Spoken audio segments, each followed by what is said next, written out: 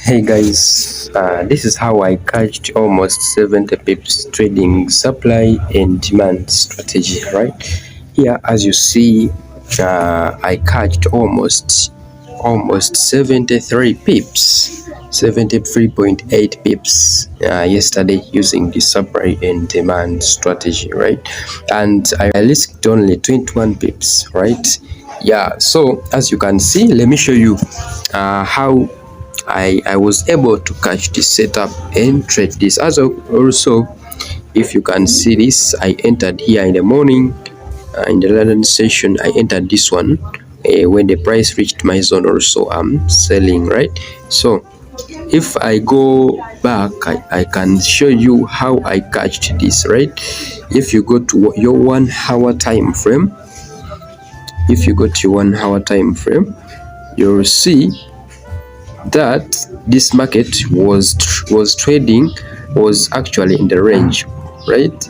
It was trading in equal highs and equal lows. Here, let me show you.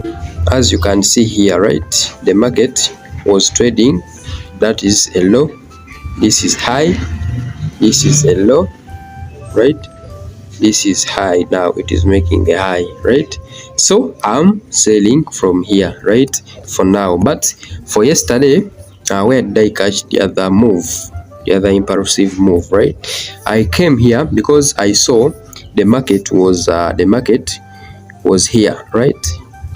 I had targeted this demand zone here because there was an aggressive buying here. So that means there are banks in this move. There were big banks in this move. So when I saw that, I drew here my demand zone, as you can see here. Yeah, I drew my demand zone here. Then after drawing my demand zone, I waited for this price to come and tap into my zone, right? So I was waiting for the price to come and tap into my zone. Then I saw the market came and tapped into my zone here, right? And I waited for confirmation. So which confirmation did I use? Let me show you to enter the market. So as you can see here, when the market came into this zone, the market formed a doji candle, right? It formed a doji candle, as you can see it. This market formed a doji candle, that red candle. So I entered at the close of that doji candle, and I risked only 25 pips to target 70 pips. It is like 1 to 3, right? Yeah, so I made a lot of money from this setup, right? Yeah.